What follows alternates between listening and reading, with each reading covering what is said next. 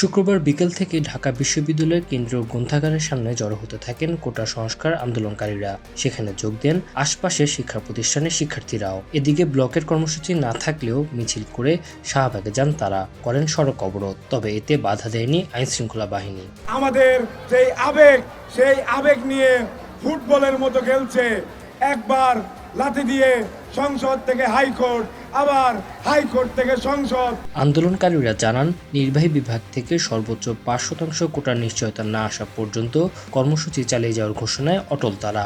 এদিকে কোটা সংস্কার ও কুমিল্লা বিশ্ববিদ্যালয়ের শিক্ষার্থীদের উপর হামলার প্রতিবাদে রেলপথ অবরোধ করে বিক্ষোভ করেছে রাজশাহী বিশ্ববিদ্যালয়ের শিক্ষার্থীরা। বিকালে বিশ্ববিদ্যালয়ের রেল স্টেশনের সামনে রেল লাইন অবরোধ করে তারা। শিক্ষার্থীরা বলেন, সামাজিক ন্যায় বিচার প্রতিষ্ঠায় ছাত্র সমাজের উপর পুলিশি হামলা অপ্রত্যাশিত।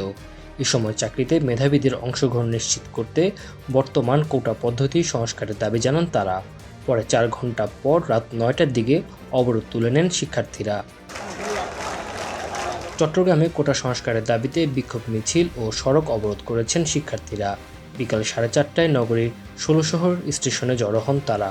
পরে মিছিল নিয়ে ২ নম্বর গেট এলাকায় গিয়ে সড়ক অবরোধ করেন। এদিকে শিক্ষার্থীদের উপর হামলা ও কোটা সংস্কারের দাবিতে মশাল মিছিল করেছে জাহাঙ্গীরনগর বিশ্ববিদ্যালয়ের শিক্ষার্থীরা। Tanzil Hasnat, MCTV, USA।